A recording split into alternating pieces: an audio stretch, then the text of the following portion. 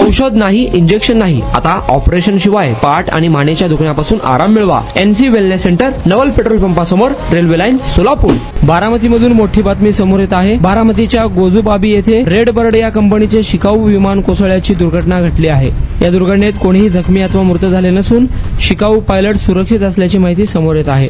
उपमुख्यमंत्री अजित पवार यांचे विमान ज्या ठिकाणी दुर्घटनाग्रस्त झाले त्याच ठिकाणी आणखीन एक विमान कोसळल्याने परिसरात भीतीचे वातावरण पसरले. बारामतीत शिकाऊ विमानाला अपघात झाला. हा अपघात कशामुळे झाला याचं कारण अद्याप स्पष्ट झालेलं नाही. रेड बर्ड कंपनीचं हे विमान असून गोजबाबी गावाच्या हद्दीत ते पडलेलं आहे. यातील वैमानिक सुरक्षित असल्याची माहिती समोर येत आहे. याच गावात उपमुख्यमंत्री अजित पवार यांच्या विमानाला अपघात झाला होता. यापूर्वी देखील रेड बर्ड कंपनीची विमाने या ठिकाणी कोसळलेली आहे. शिकाऊ वैमानिकांना प्रशिक्षण दिलं जातं. कारवार इरिगेशन आणि रेड बर्ड या दोन संस्था बारामतीमध्ये वैमानिक प्रशिक्षण देतात.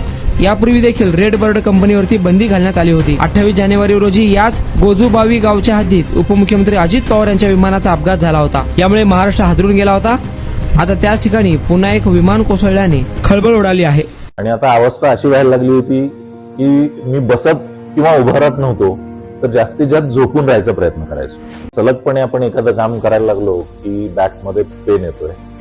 सुरुवातीला मी त्याला इग्नोर करायचा प्रयत्न केला. त्याच्यानंतर मला जाणवलं की इग्नोर करून हे काही कमी होत नाही. या ट्रीटमेंटच्या दरम्यान मला कुठल्याही गोळ्या किंवा इंजेक्शन घेण्यासाठी सुचवलं गेलं नाही. मला पाठदुखीचा खूप त्रास होता. आयुष हॉस्पिटल जयसिंगपूरमध्ये दाखवलं. त्यांनी त्यावर मला सर्जरीचा सल्ला दिला. त्यामुळे मी आज साधारणपणे 90% पर्यंत रिलीफ आहे. 1 वर्षापासून कंबरदुखीचा त्रास जाणवू लागला. जवळपास माझे आज 20 सेशन झाले, तर मी आज ठणठणीत बरा आहे.